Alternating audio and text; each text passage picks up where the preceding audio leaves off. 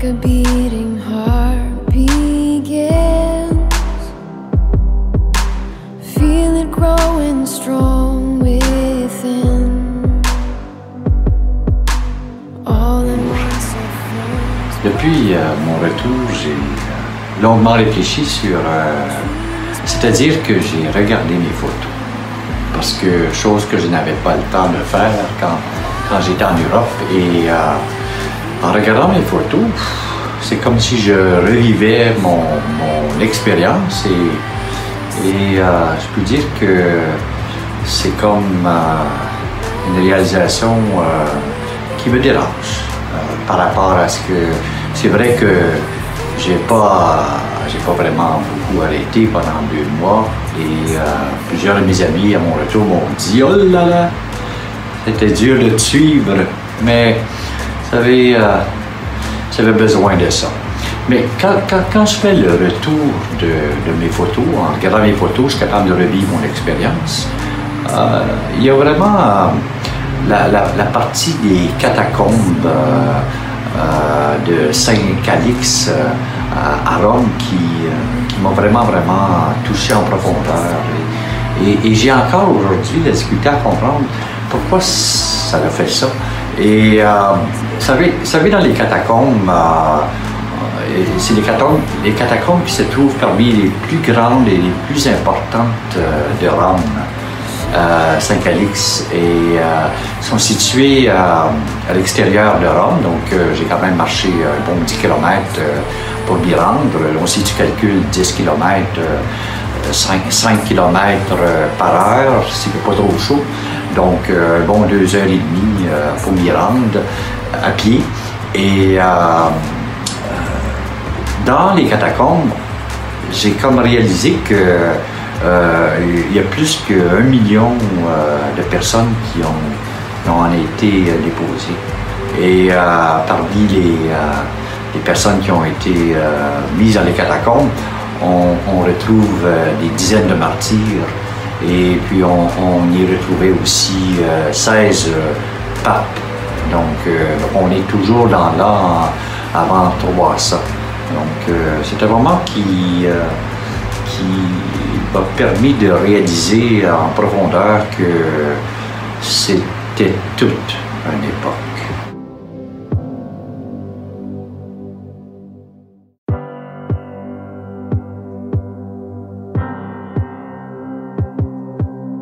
Like a beating heart begins. Feel it growing strong within. All in once a first breath of life. A dream is born into the light.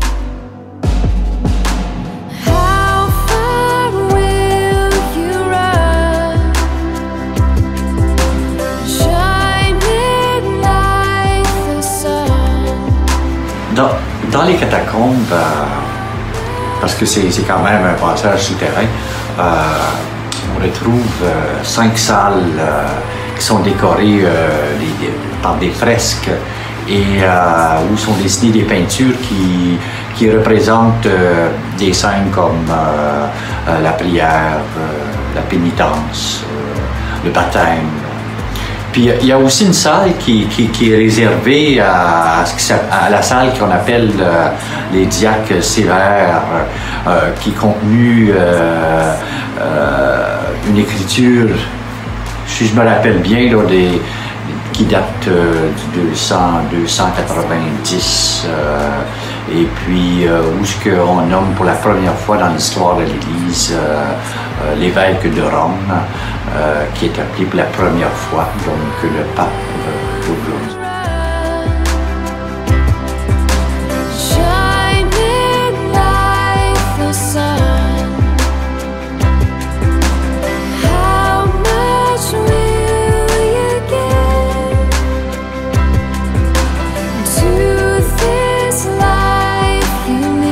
La partie la plus complexe dans mon cerveau, bien dans mon cœur, c'est que Dans les catacombes, on y retrouve, dans l'histoire de l'Église, les martyrs.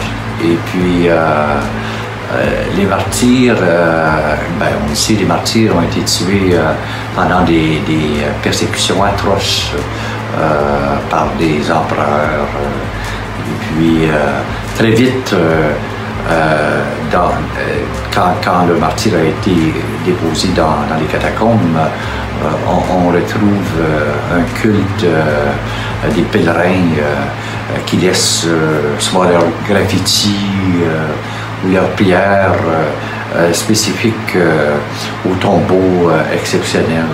Et quand je réfléchis à ça, je me mets à dire, c'est vraiment le début de l'Église. C'est-à-dire, c'est vrai qu'on a à peine à lire les Actes des Apôtres, mais des gens qui étaient convaincus que le Christ est mort et ressuscité, et puis qui s'est rendu jusqu'à notre époque. Et profondément, quand je l'ai vu, parce que j'ai quand même passé tout le temps que je pouvais, en grand silence, je peux dire que profondément, ça m'a dérangé. Parce que je fais partie de la race humaine,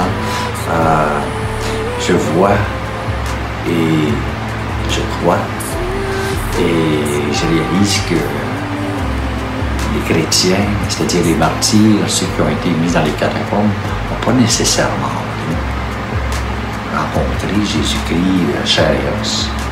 Et comment c'était un moment incroyable dans l'Église chrétienne au début que les gens ont accepté de donner leur vie. En tout cas, jusqu'à aujourd'hui, et depuis mon retour, c'est quelque chose qui m'habite d'une profondeur incroyable. Je voulais vous le partager. Bon dimanche. We'll inspire the ones we touch.